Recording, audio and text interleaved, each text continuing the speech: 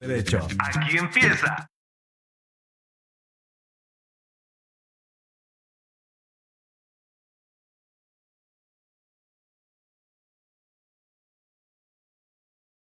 Muy buenas tardes con todos quienes nos están escuchando desde UNL Radio de la 98.5. Les saluda Diana Betún, quien forma parte de este club radial Derecho para No Abogados, y realizamos este programa todos los días viernes de 4 a 5. El día de hoy los acompañaremos con unos temas interesantes para quienes les importa la materia penal y quienes están interesados tal vez en especializarse como estudiantes en este tipo de materia. Te comparto, Priscila, el micrófono entonces. Hola Nico, hola chicos, a todos, buenas tardes. ¿Cómo están? Mi nombre es Priscila y estoy muy feliz de acompañarlos otra vez en este espacio porque es muy importante compartir el derecho.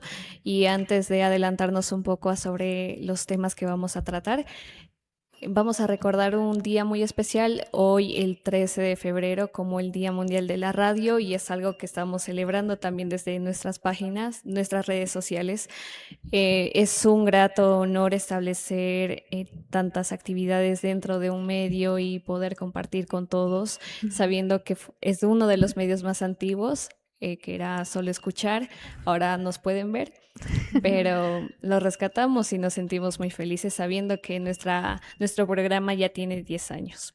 Alicia, buenas tardes. Buenas tardes, chicas. De verdad que es un gustazo poder estar nuevamente con ustedes. Sobre todo cuando vamos a conversar sobre temas muy importantes que, bueno, personalmente me apasionan mucho. Y hoy que estamos, se podría decir, de fiesta de la radio, va a ser totalmente un honor poder compartir cabina con ustedes y poder entablar un diálogo bonito. Vamos a hablar cosas muy interesantes hoy, ¿no, Pris? Sí, dentro de nuestro primer segmento vamos a hablar acerca sobre el Código Orgánico Integral Penal que se aplica para los delitos. En caso de que no lo entiendan, vamos a explicarles un poco cómo funciona esta norma. En el segundo tema vamos a hablar acerca sobre la tabla de consumo de sustancias estupefacientes en el Ecuador y cómo la reciente sentencia número 817-IN del año 2023 de la Corte Constitucional ha transformado la política criminal del país, priorizando la salud pública sobre la criminalización. Exactamente, entonces quédense con nosotros porque vamos a aprender muchísimo y vamos a tener un diálogo interesante sobre los temas que hemos traído el día de hoy. Damos paso entonces a la voz de radio.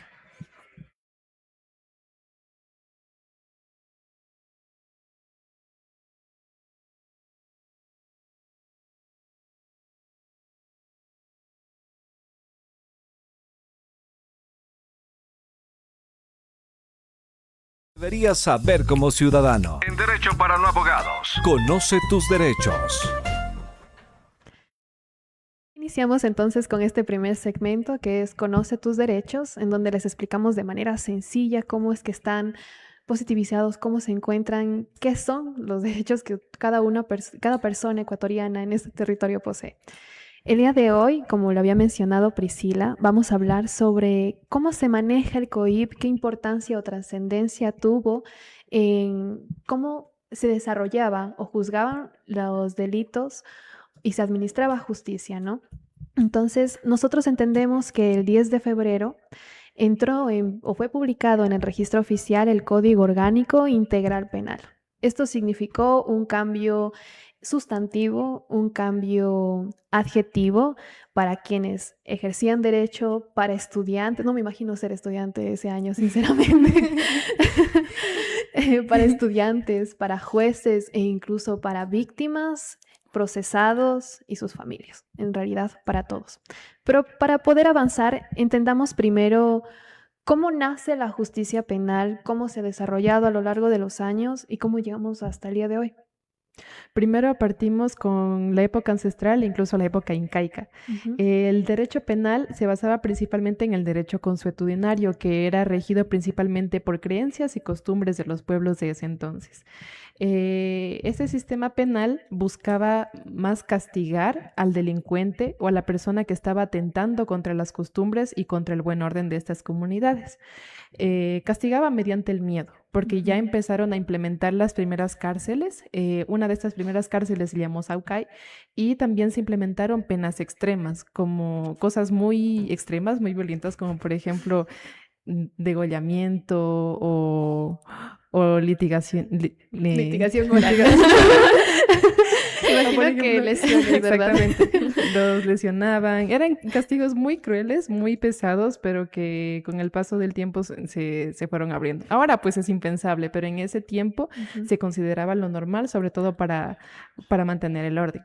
Luego seguimos con la época de la colonia y la formación de la república. Aquí se implementaba un sistema inquisitivo en el que surgió la figura del juez todopoderoso. ¿Quién era el juez todopoderoso? Era por ejemplo, es decir, el mismo juez que investigaba un caso era el que sentenciaba. Es decir, estaba presente en todo momento de la investigación, del proceso, hasta su finiquitación. Todo era por escrito, era secreto, y la confesión se consideraba, por ejemplo, la reina de las pruebas. Es decir, no podía haber una prueba más contundente que la confesión de un delincuente, por ejemplo. Luego seguimos con el Código Penal de 1938, cuya base, que fue la base del siglo XX. El sistema era fragmentado, pues había un código casi para todo. Había un código para los delitos, otro para el proceso y otro para las cárceles. En este periodo de tiempo se abusaba de la prisión preventiva. Es decir, ¿qué quiere decir esto? Que el poder de figuras maliciosas dentro del Estado, dentro del sistema penal, utilizaban esta herramienta de la prisión preventiva para hacer que los delincuentes, o bueno, ni siquiera delincuentes, muchas veces personas inocentes, exactamente, procesados, cumplen de alguna manera una pena que no les correspondía. Es decir, se practicaba más la injusticia y la corrupción. Luego viene el gran cambio con la Constitución del 2008. Como es bien conocido, ya nuestro Ecuador se definió como un Estado constitucional de derechos. Aquí se buscó respetar más que nada la dignidad y la vida de la persona, dándole un trato justo y más que nada asegurándole justicia en su diario vivir. Aquí también se tomaron en cuenta bastante tanto los derechos de la víctima como los derechos del procesado. Es decir, el procesado ya tenía derechos, pero ahora la víctima era quien actuaba como un sujeto activo. Es decir, tenía la posibilidad de expresarse ante el sistema penal y buscar asimismo una restauración para ello. Luego tenemos, como lo mencionó Nicole, en el año 2014 se creó el COIP. El COIP significa, bueno, el Código Orgánico Integral Penal, que básicamente es una compilación o una unificación masiva de las 3 leyes dispersas que les había mencionado en un solo cuerpo legal, para así evitar confusiones o malos entendidos, o que la gente, así como lo mencionaba, un estado de mucha confusión. Así que no sabíamos cómo aplicar, por ejemplo, el derecho, ni los abogados en su profesión, o tal vez confusiones en los jueces, en los juzgadores, pero para una persona normal pues no se entendía. Ahora es unificado, el objetivo es que sea más entendible y que exista mayor especialidad, se podría exactamente. decir. Y yo también creo que el código, o sea, surte como un reemplazo para estas 3 normas principales.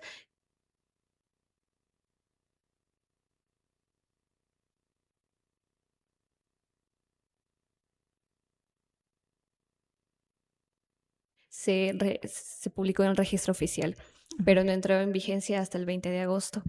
Y el Código Penal reemplazó a estas 3 normas principales, que era el Código Penal de 1971, el Código Procesal Penal y también el Código de Ejecución de Sentencias o Rehabilitación Social. Y básicamente un cambio muy importante dentro del sistema procesal fue integrar la oralidad, que fue un gran hito. O sea, para quienes no lo sabían, los abogados antes tenían que ejercerlo mediante la escritura, un proceso, y ahora se utiliza la oralidad. Y que el Código Penal saliera en el 2014 también contribuyó a que posteriormente para las leyes civiles, para los procedimientos civiles, se integrara el COGEP en el 2016 y tenemos un sistema totalmente oral. Y si es que yo puedo destacar algunas cosas sobre lo que el código pudo reemplazar.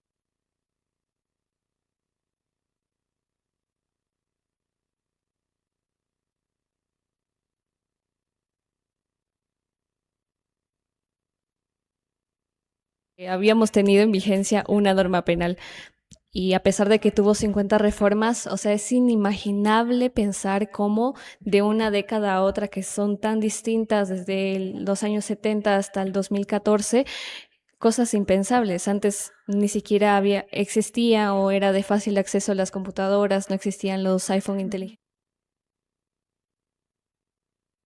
Pensar que tenemos una norma tan importante como es algo para lo penal, tanto tiempo, pues obviamente significó un cambio muy grande.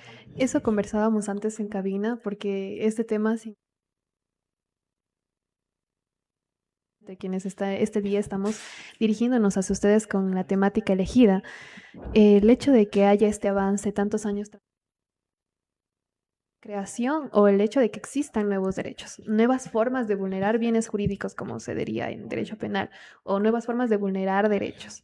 Entonces, lo de la tecnología es un gran ejemplo. Antes no existían delitos cibernéticos, por ejemplo. Sí, y no solo eso, también sobre el Código Procesal Penal se establece un cambio súper radical, porque antes se usaba un sistema inquisitivo que básicamente establece como premisa que quién va a ejercer la investigación, la acusación y tanto emitir la sentencia o una resolución va a ser un juez. Él hacía todo este trabajo y con el Código Integral Penal vemos un cambio, que ya se delega estas funciones a otros organismos y que estos organismos tienen que remitirse a lo que dice un juez, de manera que marca fuertemente la imparcialidad dentro del sistema de justicia. A mí me causó también interés la parte en la que se desarrolla un poco más lo del tema de la oralidad, como lo mencionaste, porque aparte de lo que ya dijiste sobre lo que implica que cambie, el hecho de que se sustancien de manera más pronta, el que ya no sea el abogado quien sepa escribir mejor, sino quien pueda expresar de mejor manera y defender de mejor manera a su cliente frente al juez, significó que todo se practique sin intermediación, con el principio de concentración que nosotros encontramos en normas jurídicas, que todo debe ser en una audiencia en presencia del juez para darse a entender cosas que quizá en un escrito somos estudiantes, a veces los profesores no nos entienden bien lo que queremos decir. Había profesionales claramente y quizá no sabían darse a entender de la mejor manera y esto podría afectar los derechos del procesado. Significaba que para poder resolver una pregunta tengan que de manera escrita mandársela al abogado y que el abogado de manera escrita hasta que responda lo mande al juzgador y perdía completamente la celeridad procesal. Sobre todo considerando que la expresión oral es una forma muy extensa, muy grande, muy amplia para poder explicar una situación y frente a un sistema en donde ahora ya tenemos las audiencias, poder presentar alegatos o poder defendernos de los alegatos también es algo muy beneficioso. Y si algo destaco sobre una norma que les mencioné, que justo es el Código de Ejecución de Sentencias. La ley de ejecución de La ley de ejecución de sentencias fue que se cambió este concepto sobre los jueces de ejecución por los jueces de garantías penales que ahora tenemos y que su esencia es básicamente velar por los derechos de las personas que están privadas por la libertad. Exactamente. Y eso de hecho lo vamos a poder desarrollar un poquito más porque, bueno, un poquito más después también, porque este cambio significó una regularización de este sistema de rehabilitación con el sentido que establece la Constitución del 2008. Hay que obviar obviamente que existió una constitución anterior a la que también se regía la norma penal y la política procesal penal, ¿no? Entonces, lo vamos a desarrollar un poquito más después, pero sigamos un poco con el tema. Ya intentemos entonces entender por qué es tan importante. Realmente, por qué fue importante que el Código Integral Penal reemplace a estas leyes. Eso es principalmente, qué bueno que lo mencionaste, Pris, acerca del sistema inquisitivo. Es muy cierto, antes teníamos un sistema que era enfocado más que nada en la penalización y el castigo del procesado. Y asimismo era el juez quien tomaba una parte activa tanto en la investigación como en la sentencia final. Es decir, él no se despegaba de ninguna parte del proceso. Entonces, depende de lo que él veía, era a veces su veredicto y esto podía asegurar muchas de las veces injusticia. Este cambio permitió que el proceso penal, en vez de convertirse en un proceso que castiga, sea un proceso que limite el poder del Estado. Es decir, esto principalmente para evitar los abusos que puede hacer que puede tener el Estado debido a su condición de poder y magnitud sobre, por ejemplo, uno solo procesado. Es una comparación muy enorme y se puede dar casos de injusticia, por ejemplo, muy grandes, muy graves, una vulneración de derechos terrible. Entonces, el proceso penal, eso es lo que cambió y eso es lo que ahora se trata de implementar en la práctica del derecho penal. Asimismo, tenemos que se garantiza ahora la imparcialidad y los roles claros. Los roles claros quiere decir que, por ejemplo, el fiscal es quien investiga y acusa, el defensor es quien protege y el juez es quien decide basándose solo en lo que escucha y ve en audiencia.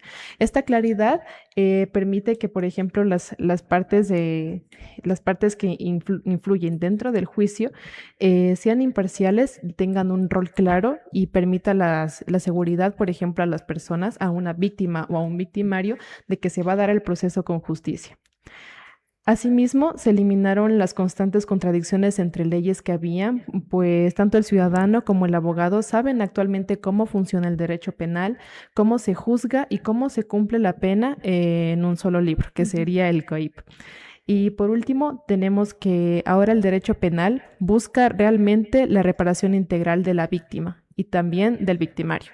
De una víctima, por ejemplo, busca darle las medidas necesarias para restaurarle su dignidad y el bienestar a su vida. Y para el victimario busca rehabilitarlo de manera en que, por ejemplo, cuando acabe de cumplir su condena, salga de su centro de rehabilitación, salga y, por ejemplo, se convierta en un ciudadano que puede aportar algo positivo a la sociedad. Y bueno, esto sería punto por punto las características por las cuales fue importante este cambio, ¿no? Ahora vamos a ahondar un poco más sobre cada uno. Entendemos entonces que el hecho de que exista el Código Orgánico Integral Penal, que lo hayan publicado en el registro oficial y que haya entrado en vigencia después de una capacitación, significó la unificación de todos los delitos, de todas las infracciones en todas las materias, ¿no? ¿Qué significa esto? Justo esto les quería comentar. Se supone que lo iba a comentar en el inicio, pero básicamente remitiéndonos al nombre del Código Integral Penal, el término integral es precisamente por eso, por la unificación de estas normas que tenían contenido penal, que como le mencionaste eran contradictorias, eran confusas, y como por ejemplo antes cuando se intentaba ejecutar un procedimiento dentro de tal vez el tráfico de drogas, existía una ley especializada para el tráfico de drogas. Y a la vez tenían que irse al Código de Procedimiento, volver a esta ley, y eran contradictorias o habían agregados muy extraños que tanto complican para el abogado como para el juzgador su aplicación. Y podría complicar la forma en la que se juzga. Claro, precisamente. Y justo el Código Integral Penal se ve como un modelo ya estructurado que contiene en este momento 3 títulos. El primero, que justo lo mencionabas tú, que es el sustantivo, establece los delitos, cuáles son las características, los elementos, como se le llama, cuál es la sentencia que se aplica para estos delitos. Y en una segunda parte ya tenemos el procedimiento, que cuáles son los plazos, quién sigue el procedimiento, cuáles son las acciones necesarias, porque es muy diferente al procedimiento civil, hay que recalcarlo, y también la última parte sobre la ejecución de una sentencia.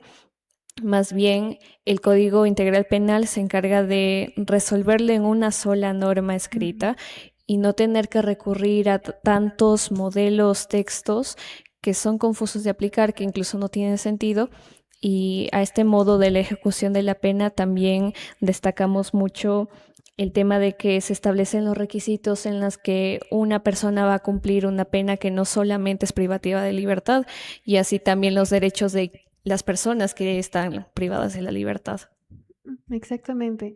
Entonces, hasta ahorita, quienes nos han escuchado pueden entender por qué es importante, cómo es que nació y también cómo cambió el sistema, ¿no? De inquisitivo a acusatorio, ¿verdad?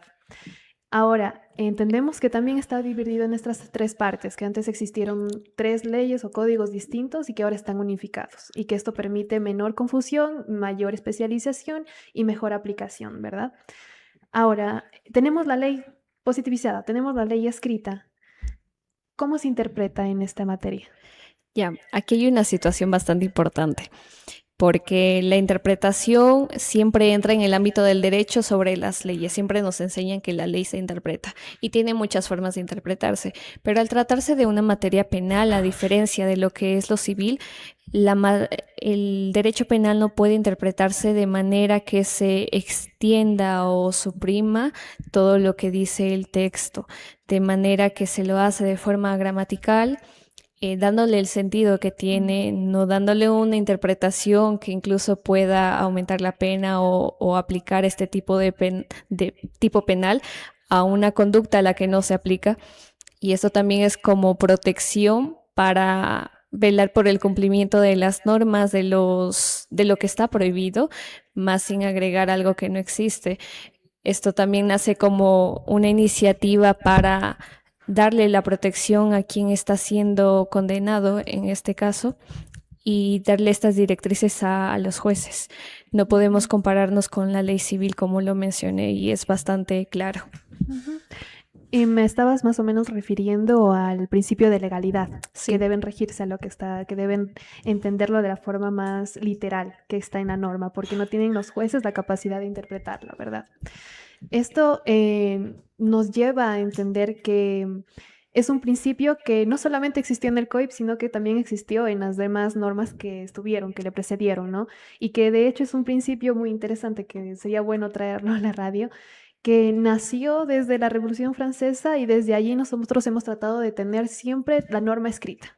Entonces, como ya está en el COIP, ya está en una normativa, sabemos a los que nos sujetamos, sabemos qué es el procedimiento que va a seguir, cómo va a actuar el fiscal, cómo va a actuar el juez, cómo puede defenderse o a qué puede o qué caminos tomar también el procesado para mejorar su defensa. Y en este caso también quiero recalcar, por ejemplo, que el principio de la legalidad se relaciona mucho con quién puede emitir una norma penal, o sea, quién puede establecer el delito, y esto solo le pertenece como función al legislativo, que es la Asamblea Nacional, porque el derecho penal es parte del derecho público y no puede estar sujeto a que cualquier persona cree un delito solo porque quiere, sino necesitamos remitirnos a lo que dicen estas personas. Personas que supone que nos representan, Claro. y que representan todos nuestros intereses. Ahora, bueno, vámonos a la parte restaurativa del Código Orgánico Integral Penal, lo que ya hemos mencionado antes, esta forma de percibir o de ejecutar o afrontar los conflictos penales en el Ecuador. Se cambió la visión ya no a una manera de resolver estos conflictos, de retribuir el hecho o el daño causado. Una persona que robó anteriormente obviamente tenía que ser juzgado, encontrarse culpable y abstenerse a irse a la cárcel y cumplir una pena privativa de libertad. Es lo que entendemos, incluso hasta la actualidad, que así funciona el sistema penal. Pero ¿qué significa que tenga esta característica de justicia restaurativa? Significa que no solamente debe retribuir el daño causado de esta manera, como lo establece el COIP, sino que también debe existir una reparación a la víctima. Esta reparación a la víctima significaría que la víctima, pero como lo vuelvo a repetir, dejaría de ser un ente olvidado dentro del proceso penal. Lo habías dicho tú, Alicia. Ya no solamente es quien dice cometieron este delito y usted, señor juez, investigue. No, sino que vendría a ser alguien que también puede participar del proceso, quien también puede aportar pruebas y que también busca que se le satisfaga que se le haya vulnerado un bien jurídico, que se le haya vulnerado un derecho. Esta persona es quien en este caso podría decir esto es suficiente para mí. Para mí me parece, o sea, no sé, me causaron una lesión y para mí me parece una reparación integral buena y que me satisface el que me den $5,000, por ejemplo. Y no necesariamente que esta persona vaya tantos días a cárcel. Y esta idea también nace, creo que a partir de todo lo que establece la Constitución y los dictámenes constitucionales, pues hasta dónde llega el alcance de la reparación, que no solamente implica que una persona pueda ir privada de la libertad, sino también esta reparación económica, el ámbito en el que afecta a una víctima, tanto lo psicológico, lo físico, y eso se puede reparar de muchas formas, y la ayuda económica es algo realmente muy bueno, una forma Debería muy... entenderse entonces que incluso como lo establece el Código Orgánico Integral Penal, que la reparación integral vendría a ser la restitución del derecho vulnerado, ¿no? La restitución se supone que se trata de restituir a la situación anterior antes de que me roben, antes de que hurten cosas de mi casa, antes de que me hayan secuestrado. Restituir todo es como si no ha existido el delito, como que no me hayan perjudicado de esa manera. Pero hay delitos en los cuales no se puede restituir a la situación anterior. Un homicidio, un asesinato, un secuestro, no sé, un delito que atente contra la integridad sexual. No puede restituirse, ya existió un daño, se afectó un proyecto de vida, se afectó a la persona física y emocionalmente, y en algunos casos a la familia también, asesinato, por ejemplo. Entonces, el hecho de que no se pueda restituir completamente significa que exista esta medida, la compensación, que pueda de alguna manera solucionarse de manera económica, ¿no? Entonces, bueno.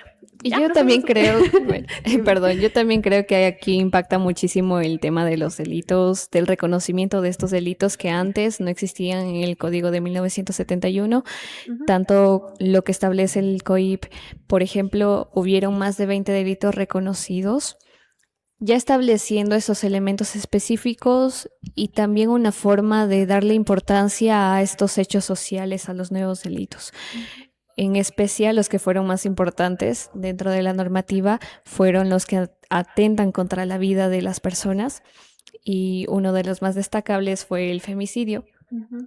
que antes era procesado como un homicidio por no cumplir las características, pero a partir del COIP se establece que algún tipo de violencia que lleve a la muerte de la persona por su género, por ser mujer, y se establece una pena más alta considerando el tema de la reparación, el tema de la indefensión en la que se encuentra una mujer frente a estos delitos que los provocan o los cometen sus parejas o las personas cercanas a ellas.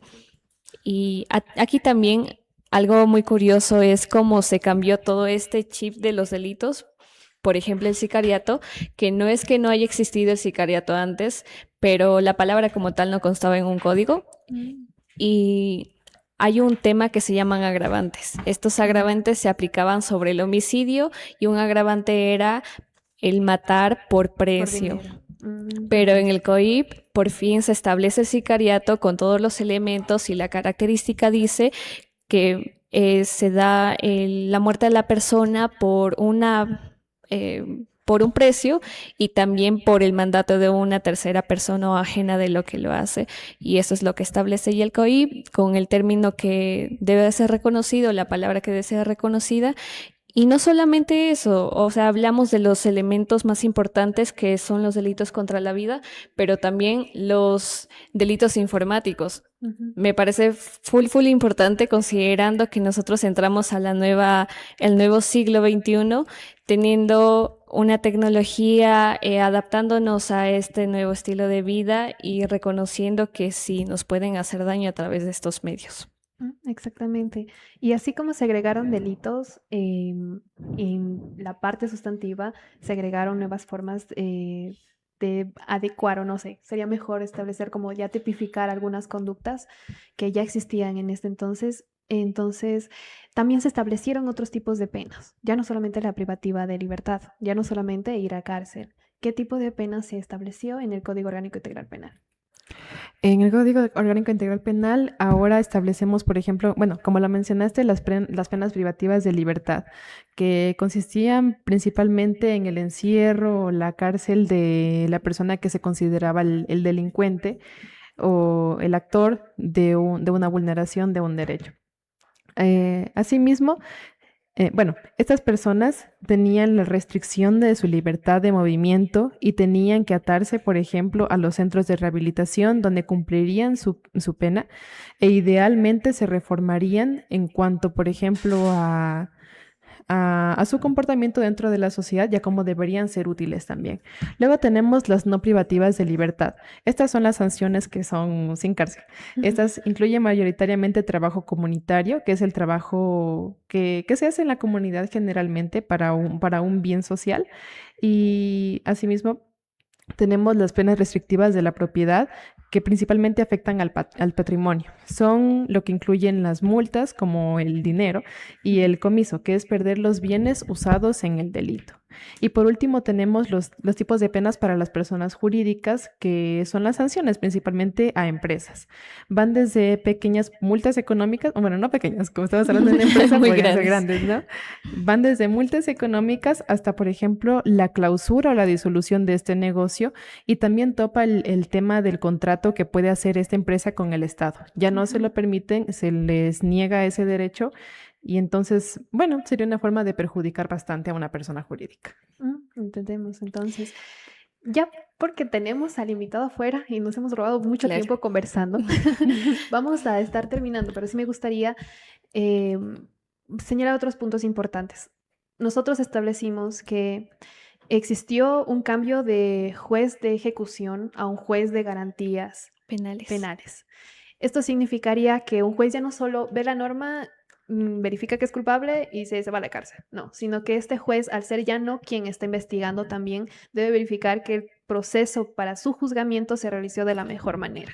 Se realizó observando todas las garantías que establece la Constitución, que la prueba sea constitucional, que se haya respetado cada fase procesal y también los derechos de la persona procesada. Eso significa que sea un juez de garantías, ya no solamente operador de justicia, ¿verdad? Exacto.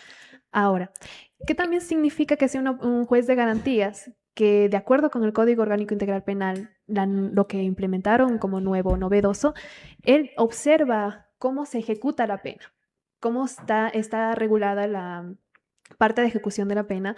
Él observa que se respeten las garantías del procesado, que se respete el hecho de que pueda acceder a un régimen penitenciario distinto. Entonces, él está en cada parte del proceso siendo un ente objetivo y un ente imparcial. Esto significaría ser un juez de garantías penales. Ahora, nosotros podemos entender tal vez como civiles o estudiantes de derecho que tal vez nos dicen, sí, los procesados tienen más derechos que las víctimas. Nosotros como estudiantes de derecho quizás es un poquito más fácil, o para los abogados mucho más fácil entenderlo, que existe un debido proceso. Para Claro. nosotros es esto, hay que respetarlo, está establecido y así se debe hacer para evitar irregularidades, corrupción o abuso de poder. Pero Y- para los civiles puede ser confuso, puede Sí, decir, está existiendo un beneficio adicional para él. ¿Cómo que se puede sujetar a un procedimiento abreviado si dice, sí, soy culpable y puede reducir su pena? ¿Cómo que puede existir una suspensión de la pena? ¿Cómo puede él quizá no estar cumpliendo o estar privado de su libertad mientras lo investigan hasta que tengan una sentencia? ¿Cómo es que esto sucede? No me parece justo. Exactamente. Y queremos recalcar esto, que nosotras en este espacio nos dedicamos a hacer el análisis.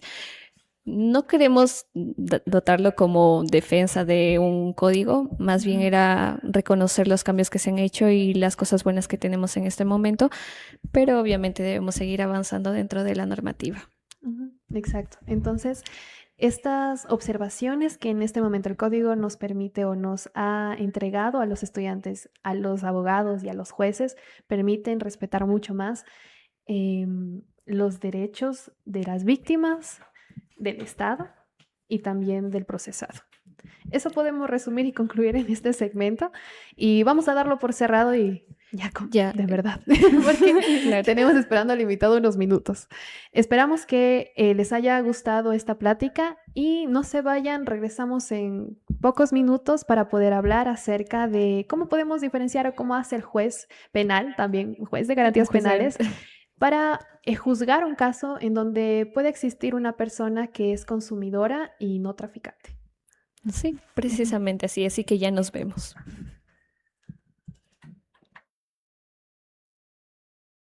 Enseguida regresamos con más de Derecho para No Abogados. Por la señal de UNL Radio.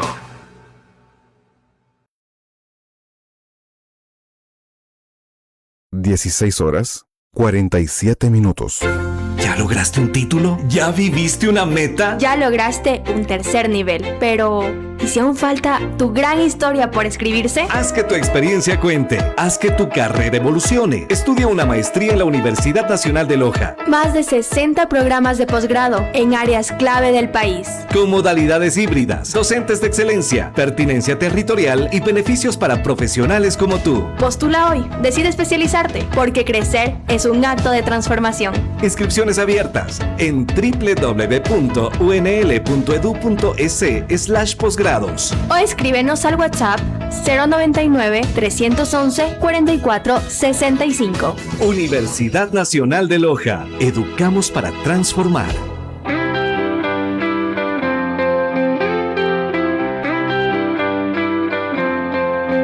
Bajo el cielo de nuestra Loja amada, donde los sueños están de nuestro lado, con docencia, investigación y vinculación, avanzamos con buena gestión. Cada rincón tiene 1000 historias, de triunfos, de retos y de glorias, estudiantes llenos de ilusión, con ejemplo de transformación. Universidad Nacional de Loja, donde el saber siempre se aloja. La fiesta vive en cada rincón, se siente la fuerza de nuestra unión.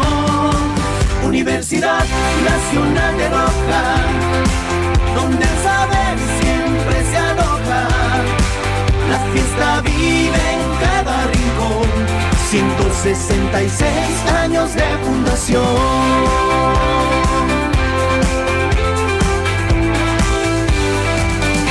Universidad Nacional de Loja. La transformación continúa. Gracias por la espera. Ya estamos de regreso. Continúa con Derecho para No Abogados. Por UNL Radio. Un espacio para conversar con expertos, resolver dudas y entender el derecho desde una vida real. El derecho se explica con palabras simples. Porque si bien se entiende, bien se aplica. En Derecho para No Abogados, hablemos claro. Hablemos claro. Bueno, queridos oyentes, iniciamos Hablemos Claro, el segmento favorito de todos ustedes, de todos nosotros aquí. Y bueno, remitiéndonos al tema que hemos puesto para este día, vamos a hablar un poco sobre cómo hacemos la diferenciación entre un consumidor y una persona que comete delitos de tráfico de sustancias ilícitas. Y para eso tenemos la grata compañía de nuestro invitado Jerónimo Ruiz. Bienvenido, doctor. Nos encontramos muy agradecidos de que se haya dado tiempo de venir y también de acompañarnos y pues expresarnos todos los conocimientos acerca de este tema que hemos elegido en la tarde de hoy. También muchísimas gracias la invitación y siempre prestos a conversar y debatir estos temas que son siempre de interés local y de la sociedad en sí. Bueno, para quienes no lo conocen, el doctor Jerónimo Ruiz es abogado y vamos a entrar un poco en su currículum para saber que estamos hablando con alguien que sí sabe. Es licenciado en la carrera de Ciencias Sociales, Políticas y Económicas en el año 2002, abogado en el año 2009, doctor en Jurisprudencia en el año 2009, estudió en la Universidad de Lérida, en Cataluña, es máster en Derecho Deportivo en el año 2002 y cuenta con una larga experiencia como servidor administrativo de la UNL, docente universitario de la UID, asesor jurídico, director de la ONADE, director de Asuntos Deportivos del Ministerio de Deporte, abogado de la Gobernación de Azuay, abogado en servicios profesionales en la Guardia Ciudadana de Cuenca, secretario general del Gobierno Autónomo Descentralizado de Loja y también miembro del directorio del Colegio de Abogados de Loja. Gracias, doctor, por acompañarnos. Y antes de iniciar, previamente, ¿cómo se siente de estar aquí en este momento con nosotras? No, siempre es grato volver a la Universidad Nacional de Loja, que es la la universidad donde uno se forma, la carrera universitaria, y también el hecho de que se transforma las herramientas universitarias a través de los medios, diríamos, tecnológicos, hoy la radio, el internet, y fortalecer, diríamos, estos procesos de formación a los estudiantes, a la misma colectividad, y también qué mejor que se va ampliando el abanico, porque nosotros recordemos que la difusión de la noticia y los debates de los temas muchas veces se concentraban en los canales o en los medios de comunicación tradicionales. Y hoy la comunicación alternativa, incluso la educación a distancia, ha revolucionado el tratamiento de los temas y siempre es bueno. Yo decía, volver a la universidad siempre es bonito. Nosotros casi ya hemos superado los 20 años de haber salido de aquí en el año 2004, que fueron las últimas, diríamos, los últimos módulos. Y aquí ya estamos 22 años desde que terminamos los estudios universitarios. Pero siempre cercano con el tema Ciudad de Loja, que a la final es una ciudad que nos permite todavía, como una ciudad mediana, estar interconectados de cualquier manera. Y sobre todo también destacando, doctor, que si es que no lo escuchó, lo mencionamos, que estábamos celebrando hoy el Día Mundial de la Radio y es un espacio muy especial para nosotros, para Derecho para No Abogados, traer este tipo de contenido con los invitados para que puedan explicarlos a nuestros oyentes cómo funciona el derecho de una forma bastante sencilla. Qué bueno, digo, qué bueno, siempre a veces la gente se distancia porque estudiar el derecho puede ser cansino de leer, pero nosotros lo vivimos en el día a día y a la final la gente, así no lo lea, está enfrentando situaciones jurídicas en cualquiera de sus actividades. Sí, doctor. Es verdad. Bueno, nuevamente le agradecemos por estar en este espacio, pero vamos a andar ya. Marquemos el punto de partida. Nosotros habíamos traído a colación este tema debido a que pueden existir muchos prejuicios y también algunos entenderes que quizá no sean correctos y creemos conveniente que es necesario explicar este tipo de cosas para entender también el carácter restaurativo y de rehabilitación que tiene el Código Orgánico Integral Penal, como antes lo hablamos, ¿no? Sí. Entonces, Doc, sin más, empezamos con las preguntas fuertes, que en este caso iniciamos. ¿Qué es exactamente la tabla de consumo y para qué se creó? A ver, yo más o menos lo que podría decir es que para nosotros entender la tabla de consumo, en este caso de sustancias psicotrópicas, debemos tener claro que nuestra sociedad, a lo largo de la historia de la sociedad como tal, siempre consideró a aquellas personas que no se alinean a una forma de pensamiento o a una forma de vivir las normas sociales como antisocial.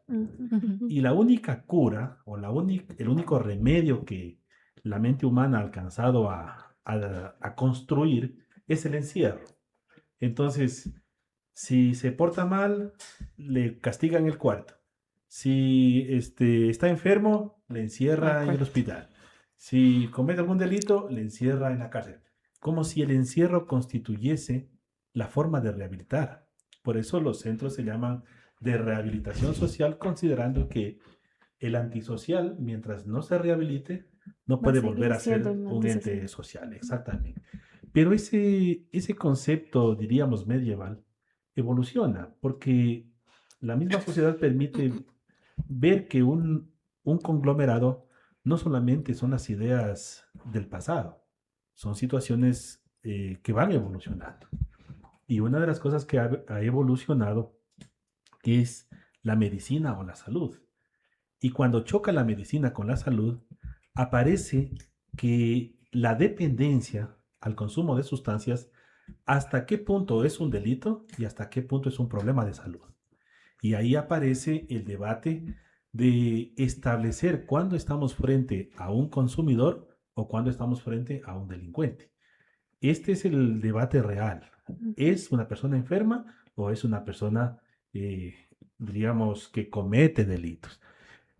Lo llamaron tabla de consumo, porque en cierta forma también la viveza criolla permitió que cuando se establecen los parámetros, cuando se establecen los parámetros de tolerancia, también se abre un abanico de permitir que el ilícito entre. O sea, si yo permito, diríamos, una mínima cantidad, pues las personas que se dedican al delito aprovechan esa ventana que da la ley para crear falsos consumidores. Entonces, aparece como concepto lo que es el microtráfico. Entonces ya no hablamos del tráfico de sustancias por grandes cantidades, sino distribuida en muchos consumidores, diríamos así, que en realidad son los tenedores o son las bodegas personales de las sustancias. Entonces, ¿para qué sirve la tabla? Básicamente era para diferenciar el consumidor del delincuente, y le decíamos, en el Ecuador comúnmente se le conoció como tabla de consumos. Hay, diríamos, tablas de máximos o estándares mínimos, ya depende cuál es el nombre que coloquialmente le pongan los servidores públicos a esta forma de establecer esta diferencia. Y doctor, a partir de eso hay una premisa que se establece. Básicamente, la tabla es como un medio permisivo que establece la ley para decir hasta este punto tú puedes consumir y luego eres traficante. Pero también deberíamos comprender que en realidad esta tabla sirve como un medio para que el juez pueda establecer una pena en caso de enfrentarse a estos delitos. No, bueno, diríamos que eventualmente le puede servir para fijar la pena, porque primero tiene que descartar que está frente a una persona que consume sustancias, pero principalmente le permite determinar cuál es el índice de tolerancia del cuerpo humano general, porque también nosotros, si nos abocamos a las cuestiones médicas, la tolerancia humana es distinta a múltiples sustancias. Unos pueden ser con mayor grado de tolerancia, otros con mínima tolerancia. Nosotros vemos comúnmente en la medicina, cuando alguien se va a poner una inyección, le hacen la prueba si no tiene reacción a las inyecciones que le van a poner. Entonces, lo mismo sucede con sustancias psicotrópicas de mayor, digamos, concentrado. Entonces, lo que permite es, o lo que la medicina se coge, es cuánto tolera una persona para que el momento que le detengan con una cantidad de sustancias pueda presumirse que es para el consumo. No significa que es para el consumo, pero se presume que es para el consumo. ¿Por qué razón? Porque es una cantidad mínima que le permite suponer que es de consumo diario, digamos. Porque lo otro, no vaya a decir, estoy llevando para el consumo de una semana, ¿no? Entonces, claro, podría prestarse. El tema es que la medicina contribuye con la información médica de cuánto tolera el ser humano. ¿El juez qué hace? Si es que con esta indicación médica hay más elementos, porque no es automático, hay más elementos que hacen presuponer que son para el consumo, pues obviamente no habrá sentencia ni habrá modulación de daños. Pero si más allá de la cantidad hace fuerza, digamos, las demás circunstancias, que estando tal vez bajo el umbral, pero que se verifica que se trata de tráfico, pues ahí nada tendrá que ver que sea o no sea consumidor, sino que está cometiendo el ilícito. Doc, y aquí mencionaba usted sobre algunos elementos que deben ser necesarios para establecer cuando una persona se encuentra o dentro de, o consume o es traficante. Hubo un tema anteriormente, no hace mucho tiempo, sobre la eliminación de la tabla de consumo.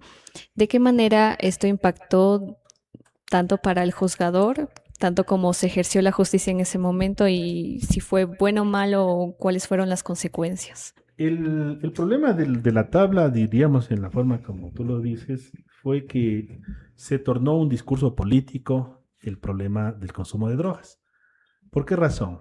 Porque nosotros como sociedad, durante la pandemia y años posteriores a la pandemia, vimos los amotinamientos en las cárceles.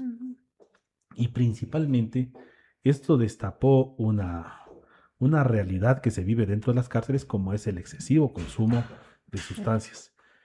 Al punto de en el Ecuador ver en vivo o por streaming el tema de situaciones fuera de lo normal, decapitados, quemados y dentro de las cárceles, y personas que estaban bajo los efectos de sustancias. Entonces empieza a combinarse una realidad dentro de las cárceles con una realidad que también a la par estaba viviendo el Ecuador, como era la realidad política. Entonces el discurso ya no se volvió jurídico, se volvió político. Y en el discurso político se echaban la culpa el uno al otro, que tu tabla, que por poner tus estándares, ahora la delincuencia creció, que los niños están víctimas del microtráfico.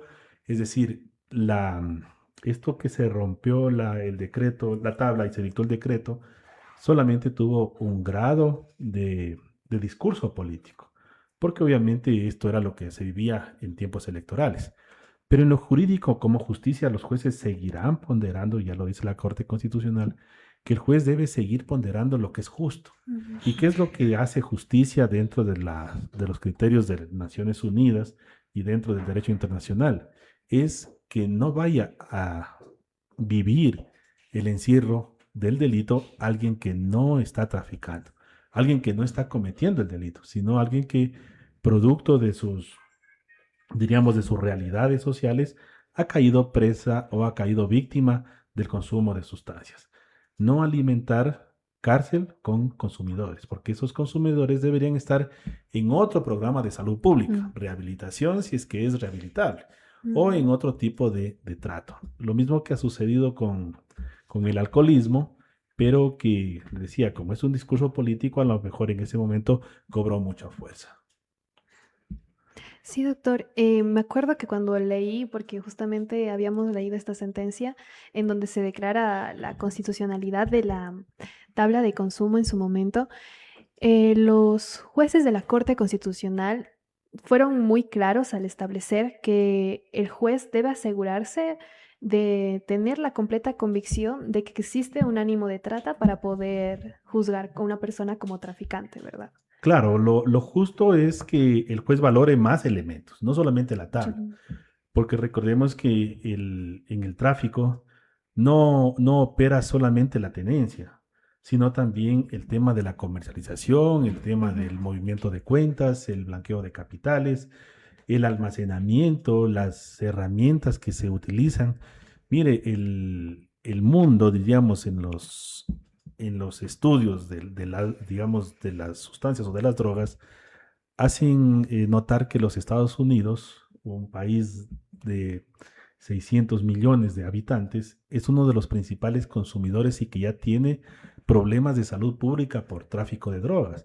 Pero ¿qué dicen los Estados Unidos? El tráfico de drogas no solamente está en el consumo, sino en la producción, y acusa a toda la comunidad latina, que es en donde se producen, en donde se siembran los alcaloides y donde se trafican o se comercializan las sustancias o los productos para, diríamos, los insumos para la producción de las drogas, ya no solamente las drogas comunes, sino también drogas sintéticas. Entonces, en esa cadena de producción y de consumo de drogas, nadie va a, diríamos, en el tema del consumo, el juez no va a decir, a ver, este señor que le encuentran, no sé, 100 gramos de marihuana, estaba pensando traficar a los Estados Unidos. O sea, en el camino se le caen, ¿no es cierto? ¿Ya? Claro. Entonces, el concepto del tráfico, del combate al tráfico debe ser mayor en el tema de, si es que esto produce dinero, ¿en dónde está el dinero? El dinero está en los bancos, en los negocios, pero no solamente es un tema de meter presos a la gente, sino un tema de cómo dictar una política pública de seguridad que permita identificar si es que se está haciendo tráfico o si se está haciendo el consumo. Le decía, la Corte dice, hay más elementos. No solamente son los gramos, hay más. Hay dinero, hay una banda, hay un acopio, hay una conducta ya reiterativa. Es decir, más elementos que no dependan solamente de ir, pesar y que con lo que la balanza diga y es traficante o es consumidor. Listo, doctor. Y bueno, a mí me gustaría, quizá podamos adentrarnos a explicar un poco cómo esto se vincula entonces con el criterio de rehabilitación establecido en el COIP. Y además también cómo es que esta tabla que obedece también los criterios de instrumentos internacionales y también de la Corte Constitucional respalda o protege a las personas que consumen. ¿Realmente esta sería una política pública que les favorezca para no ingresar a cárcel, no estar privados de su libertad?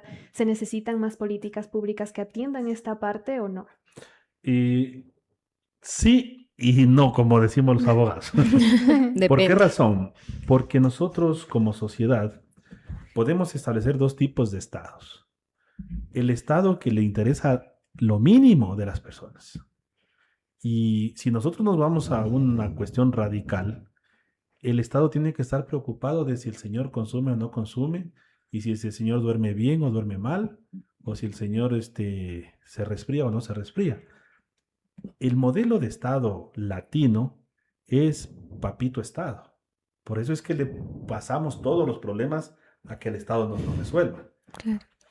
Clínicas de rehabilitación estatales. Clínicas para atención que sean gratuitas y estatales. Entonces, no estamos viendo a veces el concepto de otras latitudes en las que el Estado dice, bueno, si te drogas no es mi problema como Estado. Si te mueres, ya te mueres. Mi problema como Estado es que haya una sociedad en donde se puedan hacer negocios, que haya una sociedad donde la guerra no sea un problema y que haya una sociedad donde los municipios tengan servicios básicos, agua, atención médica. Pero el tema privado, personalísimo, es de menor importancia. Entonces, chocamos. ¿Necesitamos rehabilitar a las personas? ¿Tiene que el Estado rehabilitarle? ¿A quién le afecta o a quién diríamos le importa en alto grado tenerle a la gente rehabilitada? Si nosotros decimos, el Ecuador, con todo lo que vende en oro, va a dedicar, 200 millones en rehabilitar. ¿En qué consiste la rehabilitación? En darle trabajo, pero hay gente que trabaja y se droga. Entonces, no es un tema de desocupación. En darle una pensión mensual, va a decir, pero le estamos dando porque con la misma pensión va y compra. La droga. Entonces, estamos dotándole de las herramientas. Entonces, ¿qué es rehabilitar el tema del consumo? O si nos vamos al tema de la salud pública mundial, eso no es rehabilitable. Entonces, si no es rehabilitable, ¿por qué le estamos considerando como sanción o como un sujeto que es víctima o que tiene que enfrentar el aparato del derecho penal porque consume? Es lo mismo, decíamos, que el tema del alcoholismo. El alcoholismo se ha normalizado. Recordemos que para los inicios de 1900 también constituía un delito.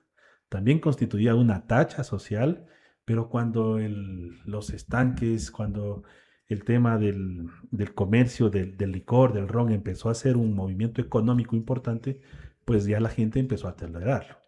Entonces, decía, hay sociedades en las que dice, bueno, el problema de las drogas o del consumo es de responsabilidad de salud pública, sí o no. ¿Tenemos que rehabilitar? Sí o no. Pero ¿a quién le pasamos la factura? ¿Quién sostiene el costo de la rehabilitación? Muchas veces también podríamos encontrar salud preventiva, pero salud preventiva en una adicción que el mundo no ha podido frenarlo. Los avances de los Estados Unidos, los avances europeos, los avances, diríamos, asiáticos, no han podido frenarlo.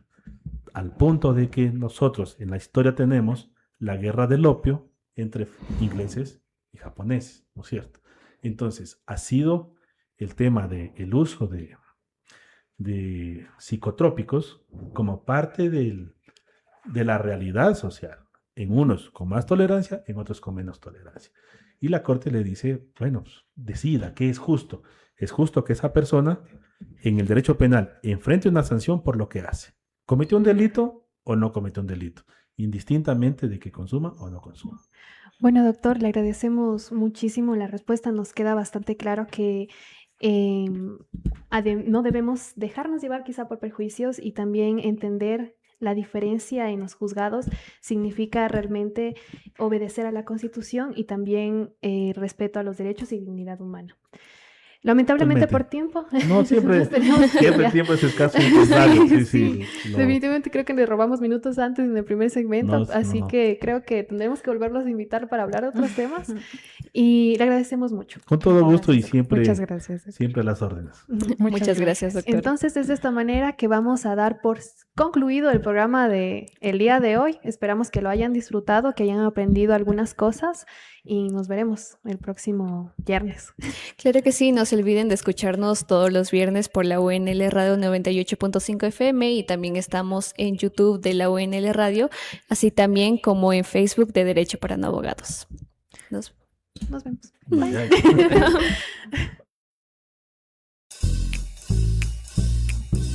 Y así cerramos un nuevo episodio de Derecho para No Abogados. Gracias por acompañarnos. Recuerda que entender tus derechos es el primer paso para defenderlos.